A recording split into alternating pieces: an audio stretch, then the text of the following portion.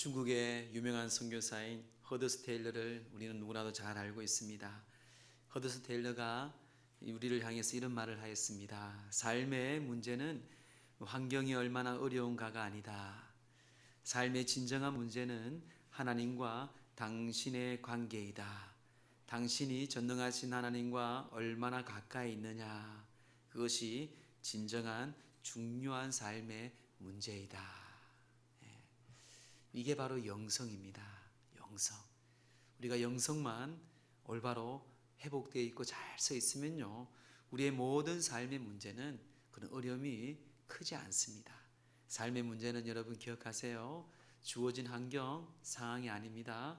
하나님과의 나와의 관계, 진정한 문제는 그 관계가 우리가 충만하고 진실하고 이렇게 소통하면 우리의 삶의 문제는 이 전능하신 하나님 앞에서 문제 해답과 또 문제 해결을 우리가 볼 수 있는 것이 바로 이 기독교의 영성입니다. 우리는요, 훈련되어서 이 신앙과 인격의 삶이 일치되는 것이 영성이에요. 그래서 기독교의 영성은요, 이 영권이 있는 자들은요, 영성이 충만한 자들입니다. 그래서 하나님께서 말씀하신 신앙, 그리고 우리의 삶의 인격적인 그 삶, 이것이 하나로 통전적으로 통합적으로 될 때에 우리가 결정체가 바로 그것이 영성이라는 것입니다. 오늘은요, 이 교회와 민족이 회복해야 할 영성입니다. 개인이 회복되고요, 교회가 회복되고요, 또한 가정과 또한 이 민족이 회복될 때에, 영성이 회복될 때에 교회는요, 민족은요, 넘어지지 않고 더욱더 부흥할 수밖에 없다는 사실입니다. 오늘 이 중풍병자의 이야기를 통해서 하나님 주시는 영적인 교훈의 음성을 듣고자 합니다. 첫째는요, 합심과 합력의 영성을 회복해야 된다라는 것이에요. 연합하는 영성이죠. 본문 1절에 보니까요, 본 동네에 오셨다라고 말합니다. 오늘 이 중풍병자의 이야기는 마태, 마가, 누가가 다 기록되어 있어요. 자, 마태복음에는 본 동네라 얘기하지만 마가복음 2장 1절에는요, 가브나움이라고 얘기합니다. 그 동네가 가브나움. 이 가브나움은요, 이 갈릴리 주변에 있는 마을입니다. 갈릴리 복음 사역의 가장 중요한 위치에서 많이 이름 나오는 것이 가브나움이에요.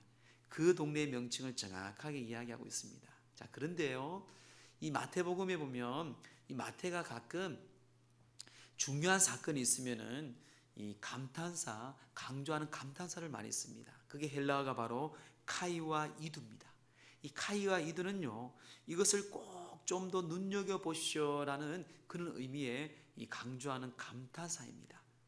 우리 본문에는, 우리 번역할 때는 이것이 번역되어 있지 않지만요, 원문에는요, 이 카이와 이두가 이 본문 말씀에 여러 번 기록하고 있습니다. 그만큼 이 중풍병자의 교훈의 이야기가요, 우리에게 중요하다는 사실이죠. 자, 다시 한번 우리 2절 말씀 한번 볼까요? 그런 뜻에서, 자, 우리 2절 다 함께 시작.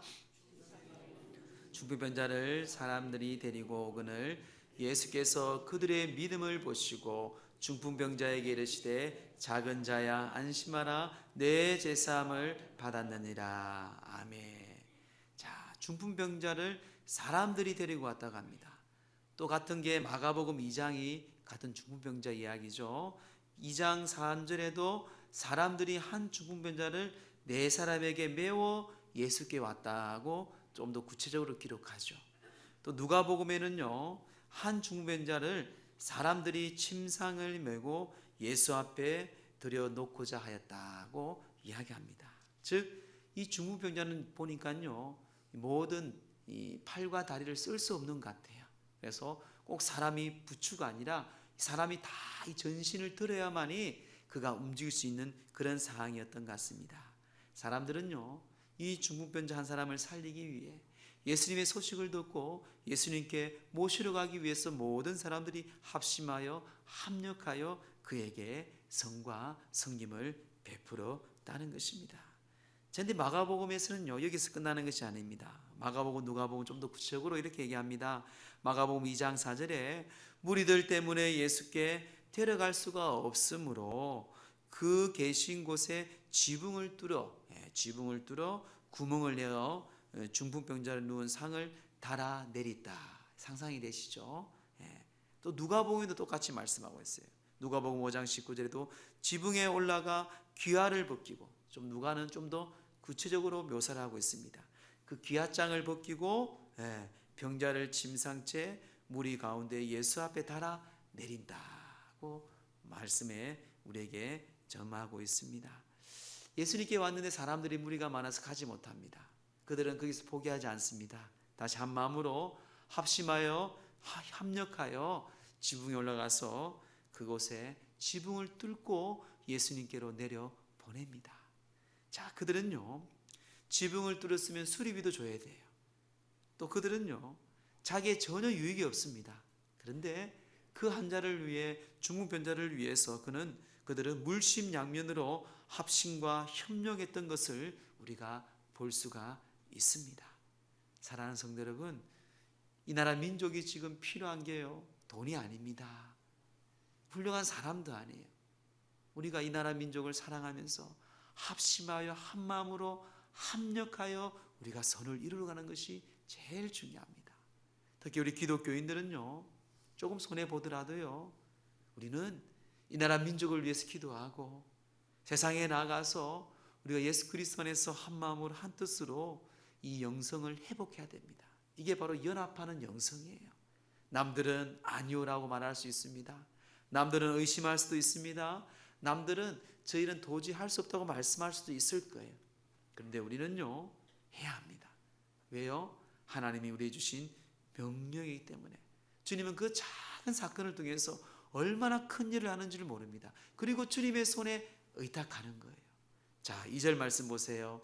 작은 자야 안심하라, 내 제사함을 받았느니라. 예수님 말씀하고 있어요. 그들의 믿음을 보시고요, 작은 자야, 소자야, 옛날 성경에는 소자야. 이 작은 자라는 것은요, 헬라어로 테크노입니다. 테크논. 이 테크논이라는 것은요, 그 부모가, 아버지 어머니가 자녀에게 부르는 이 친밀감의 의미에서 소자야라는 뜻이에요. 이미 예수님이 영적인 자녀가 된 그 중풍병자에게 소자야, 작은 자야, 테크논하고 그에게 은혜를 베풉니다.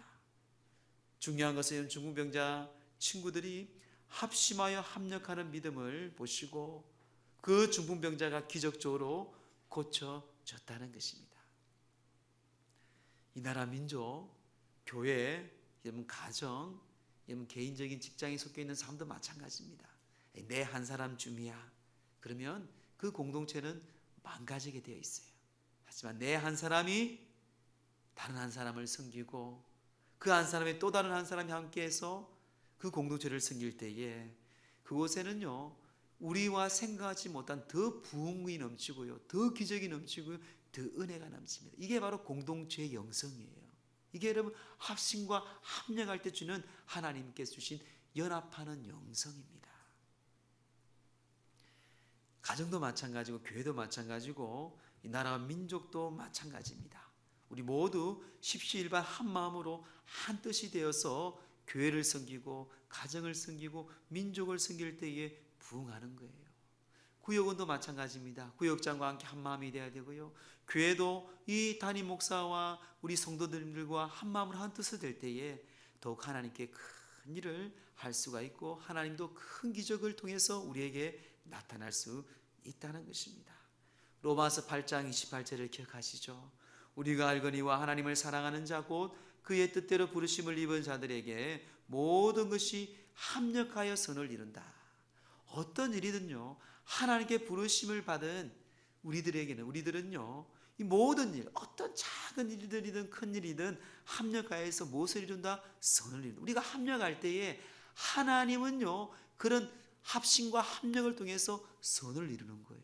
기적과 능력을 이루든 치유를 이루든 부흥을 이루든 하나님이 이루신다고 성경은 우리에게 선포하고 있습니다. 그래서 우리는 합력하는 게 중요한 거예요. 전도서 4장 12절도 말씀하죠. 한 사람이면 배하겠거니와 두 사람이면 능히 당하나니 삼겹줄은 쉽게 끊어지지 아니하느니라. 한 사람은 힘들지만 두 사람, 세 사람, 네 사람은 힘이 있다는 것이죠.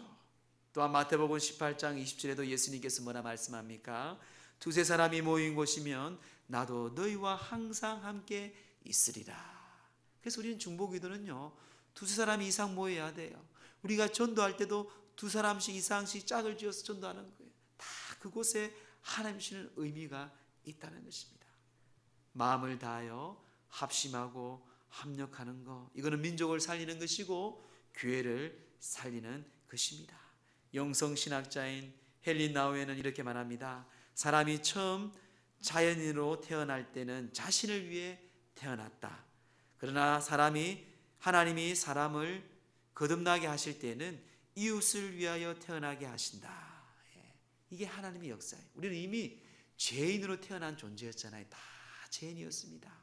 그런데 세례받고 성령받고 우리가 하나님 안에서 다시 거듭났을 때는 이제는 자기 이익과 자기 유익을 위한 것이 아니고요, 하나님께서 말씀하시고 예수님께서 말씀하신 것처럼 첫째는 하나님을 사랑하고 이웃을 사랑하기 위해서 우리가 태어났다는 것입니다. 여러분, 개인을 위해 살다 보면요, 갈등과 불화가 생깁니다. 그 욕심 때문에 그 사람들의 것을 빼앗을 수밖에 없고요, 그 사람들에게 아픔을 줄 수밖에 없어요. 그런데 이웃을 위해 우리가 합심하여 합력하면 늘 우리 가운데는요, 기쁨이 있습니다. 그래서 예수님처럼 우리는 겸손과 온유와 오래 참음을 배워야 돼요. 에베소서 4장 2절 3절에 말씀하죠. 모든 겸손과 온유하고 오래 참음으로 사랑 가운데 서로 용납하고 평안에 매는 불로 성령이 하나 되게 하신 것을 힘써 지키라. 여러분, 우리가 합심하고 합력하는 거요, 우리 힘으로 되는 게 아니에요. 때론 참아야 되고요, 겸손해야 되고요, 온유해야 되고요, 무엇보다 성령의 불로 우리를 하나 되게 한 것을 힘써 지키라고 명령을 하고 있습니다. 여러분, 죽은 병자의 주위에 있는 사람들은요, 그 한 사람을 살리기 위해서 합력하고 합심하였어요. 인간적으로 봤을 때는 별로 효율적이지 않습니다. 야, 수십 명의 사람이, 또 4명의 사람이 저 한 사람 살릴 거라고, 돈도 안 되는데 그럴 수 있어요. 그런데 성경은 그렇게 말하고 있지 않습니다. 한 영혼이 천하보다 귀하다고 하였어요. 복음의 신학자인 조지 스윈팅은요, 이런 이야기를 합니다.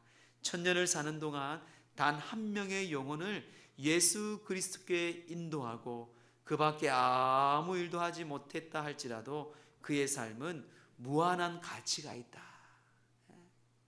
만약 우리가 1000년을 살더라도 내가 단 한 명의 영혼을 예수님께로 인도할지라도 다른 거 일하지 아니하여도 그 삶이 그만큼 무한한 가치가 있다고 이 복음의 신학자인 이 스윈팅은 이야기합니다. 성경에 예수님께서 말씀하셨죠. 한 영혼이 천하보다 귀하다고 하셨어요. 그래서 교회가 해야 할 일과 우리 그리스도인이 해야 할 일의 목적이 우리에게는 정확하게 서 있습니다. 그 목적 없이 비전 없이 삶을 살아가는 것은 하나님 앞에 속해 있는 그리스도인이 아닌 거예요. 그건 종교 생활입니다. 그래서 오늘날 교회가 힘을 잃어가고요, 이 손가락질 당하는 이유가 다 여러분, 모든 문제는 이유가 있습니다. 그 문제의 이유를 우리가 성경에 조명하여서 잘 보는 것이 이게 지혜로운 하나님의 제자들이에요. 사랑하는 성도 여러분, 그래서 우리가 합심하여 합력해야 됩니다.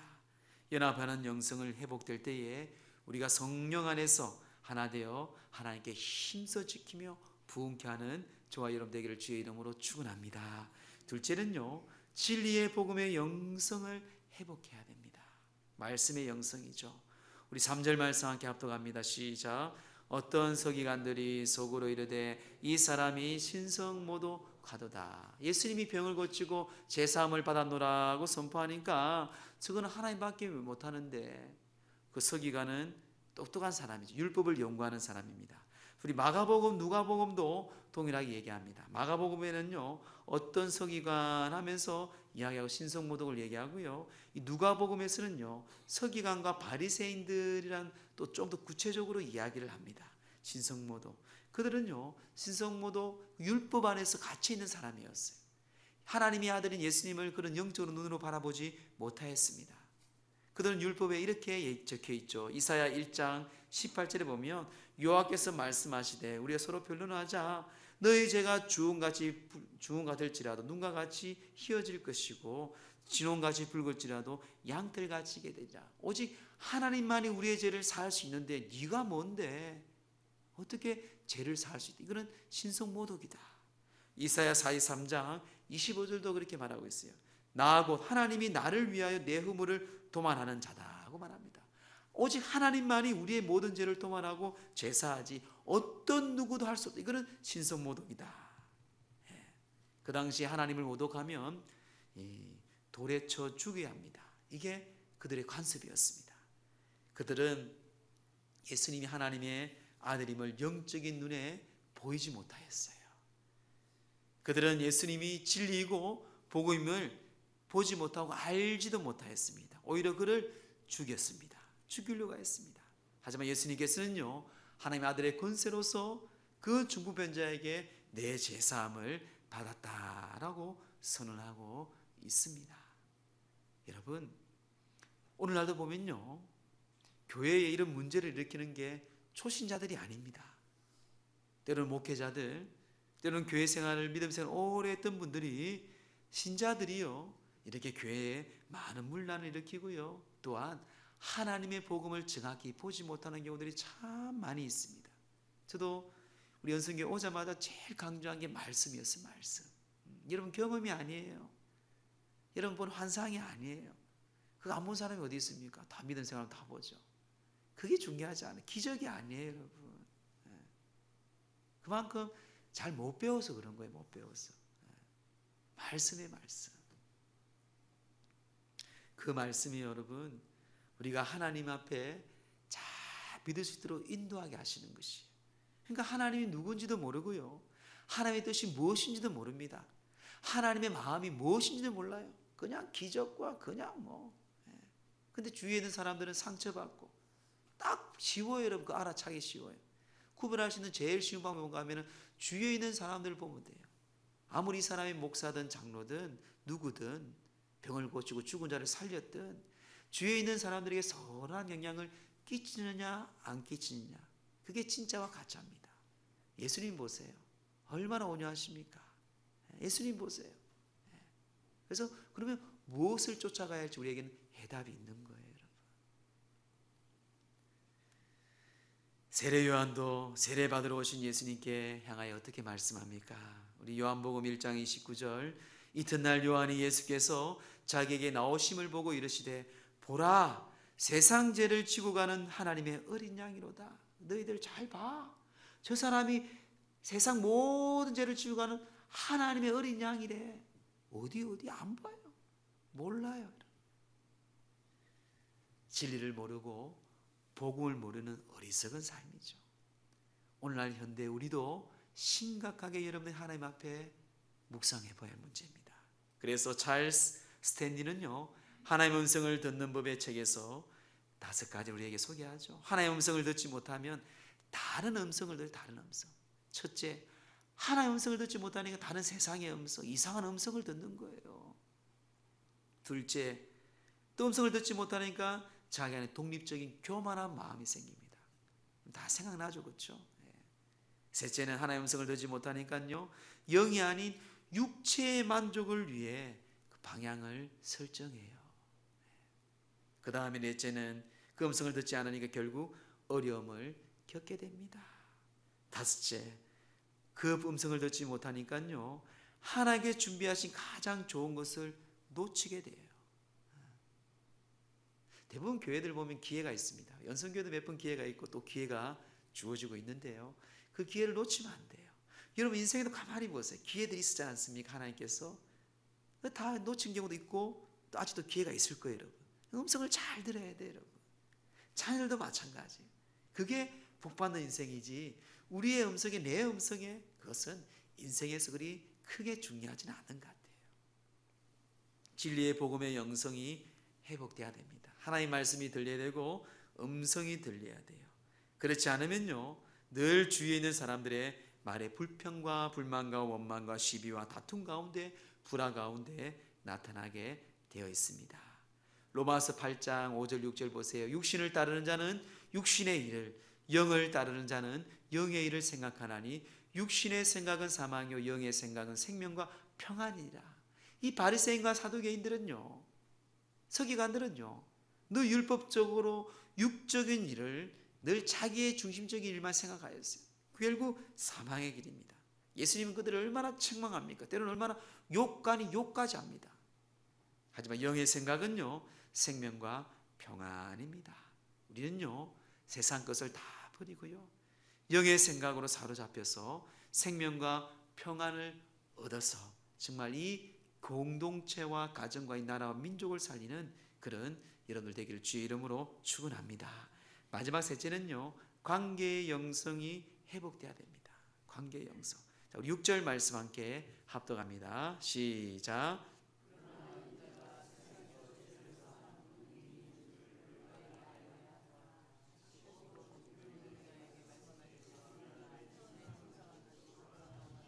네. 자, 세상의 죄를 다 사하시고 내 침상을 가지고 집으로 가라 하시니 그가 일어나 집으로 돌아간다. 자, 마가복음, 누가복음도 한번 볼까요? 그가 상을 가지고 모든 사람 앞에 나아가거늘 그들이 다 놀라 하나님께 영광을 돌렸다. 누가복음 5장 25절에는 그 누웠던 것을 가지고 하나님께 영광을 돌리며 자기 집으로 돌아갔다고 얘기합니다. 예수님께서는요, 이 죽은 병자에게 육체의 질병뿐만 아니라 영혼의 그 죄악도 용서하시고 선포하셨어요. 즉 하나님과의 관계가 회복되었고요, 또한 이웃과의 관계, 무엇보다 가족과의 관계가 형성되었습니다. 회복되었어요. 이런 병에 걸리고 오랫동안 질병에 있으면 참 그 가정과 그 집안은 우울합니다. 1년, 2년도 아니고 5년, 10년이 넘어가면요, 참 힘들어요. 하나님은요, 하나님과의 관계 속에서 회복될 때에 이웃과의 관계와 또 가족들과의 관계를 하나님께서는 회복시켜 주셨어요. 이게 바로 하나님께서 주시는 이 복음의 말씀의 진리의 은혜입니다. 우리 또한 이 하나님과의 관계와 이웃과의 관계의 영성이 회복돼야 돼요. 아니, 하나님께서 우리에게 그렇게 회복해 주십니다. 오늘날 우리 교인들에게 가장 심각한 문제라면은 바로 이 영적 장애입니다. 세상에 지금 교회는 많이 갖추어질 게 잘 갖추어져 있어요. 동네마다 교회가 없는 곳도 없죠. 목사들도 참 많습니다. 교인들도 열심히 섬기는 분들 참 많아요. 근데 방향이 중요합니다. 방향이. 영권이 상실할 때는요, 아무리 자기가 큰 능력이 있고 많은 걸 가지고 있을지라도 사람들에게 아픔을 주더라고요. 근데 영권은요, 하나님 주신 뜻이거든요. 그 영권 가운데, 영성 가운데 살아가는 사람들은요, 항상 주위에 있는 사람들에게 인정을 받고 존경을 받는 관계의 영성이 충만한 사람입니다. 여러분 기억하세요. 하나님과의 관계, 이웃과의 관계, 이 영성을 회복하는 저와 여러분 되기를 주의 이름으로 축원합니다. 조나단 에드워즈라는 17세기의 유명한 영성 신학자입니다. 그의 아버지는 목사였어요. 그의 아버지가 이 에드워즈한테 늘 강조하고 이 우리 집안의 가훈을 얘기합니다. 그 가훈이 뭔가 하면요, 하나님을 경외하고 이웃을 사랑하라. 그 교훈으로 경건한 가정 후손들에게 늘 강조하였습니다. 에드워즈의 그 후손들이 400여 명이요, 하나님을 경외하고 이웃을 사랑하는 결과 이 학자들은 이렇게 그 가문을 이렇게 평가합니다. 14명의 대학 총장과 100여 명의 목사와 신학자, 100여 명 이상의 법관과 60여 명의 의사와 70명의 작가와 저술가, 언론인, 출판인으로 사회에 봉사했다. 하나님을 경외하고 이웃을 사랑하는 가르침을 배우고 실천한 결과이다 라고 학자들은 이 가문을 연구하면서 평가했어요. 하나님을 경외하는 하나님과의 영성의 관계입니다. 이웃을 사랑하는 것은 이웃과의 영적인 관계예요. 이거는 오늘날 정말 중요한 우리에게 주시는 메시지입니다. 여러분 기억하세요. 예수 그리스도의 보혈로 십자가의 능력으로 우리는 구원받고 거기서 끝난 것이 아니라 성령을 받은 사람이고 권능을 받은 하나님의 자녀입니다. 이제 우리는 평상시에 가족들이나 세상 사람들이나 교인들이나 주의 종들과 화평한 관계를 갖는 너무나 소중한 존재라는 것이에요. 말씀을 정리합니다. 저는 이 말씀을 준비하면서 신학교 다닐 때 교수님의 책 추천한 것을 기억하였어요. 그 책이 피터 프랭크, 이른바 죽음의 수용소를 저자한 베스트셀러의 책이죠. 피터 프랭크의 The Doctor and the Soul이라는 책에 그가 세 가지의 실존, 인간의 실존의 필수 조건을 얘기합니다. 오늘 이 성경의 말씀하고 좀 비슷하게 매치가 되는 것 같아요. 첫째는 바로 스피리트, 영성입니다. 영성. 이 영성에 대해서 우리는 관심을 가지고 영원한 생명에 대해 순간순간마다 하나님의 나라에 대한 지향적인 삶을 살아가야 된다고, 민감해야 된다고 강조합니다. 둘째는 프리덤이에요. 프리덤. 자유죠, 자유. 항상 물질 가운데 자유가 아니고요, 쾌락과 권세 가운데 자유가 아니라 진리 가운데, 예수 그리스도의 말씀의 영성이죠. 진리 가운데, 복음 가운데 자유함을 항상 우리가 체크하고 그 높은 가치를 알아야 된다고 말합니다. 세 번째는 리스파스페러입니다. 이것은 책임감이에요. 책임감. 책임성이에요. 늘 책임성 있게 삶을 살아가라고 말합니다. 오늘 우리가 첫째 강조한 것처럼 합심과 합력의 영성이에요. 어떤 일을 하든지 내 개인적인 책임이 아니라 다른 사람을 위해서, 어려운 사람들을 위해서 내가 책임감 있게 사람들에게 선한 영향을 끼치는 그런 책임성 있게 삶을 살아가는 게 바로 이 실존 가치에 중요하다고 얘기합니다. 사랑하는 성도 여러분, 연합하여 합력하는 이런 책임성의 영성, 그리고 오직 이 복음의 영성, 진리의 영성, 그리고 하나님과 우리와 이웃과의 관계의 영성, 이걸 회복하며 삶을 살아갈 때에 우리의 인생이 아무리 어렵고 힘든 현실 속에서도 주님의 놀라운 위로를 받습니다. 주님의 놀라운 기적, 그 중풍병자는 치유받을 뿐만 아니라 그 죄사함도 받음을 오늘 성경을 통해서 우리에게 말씀합니다. 작은 일이지만 여러분, 그 안에서 승리하세요. 오늘 이 세 가지의 영성 간직하여서 여러분 주어진 삶, 가정, 교회, 그곳에서 하나님께 세임 얻어 주님이 여러분을 통하여서 이 땅을 변화시키고 교회를 변화시키는 그런 영성 있는 주의 귀한 정도로 회복되기를 간절히 축원드립니다.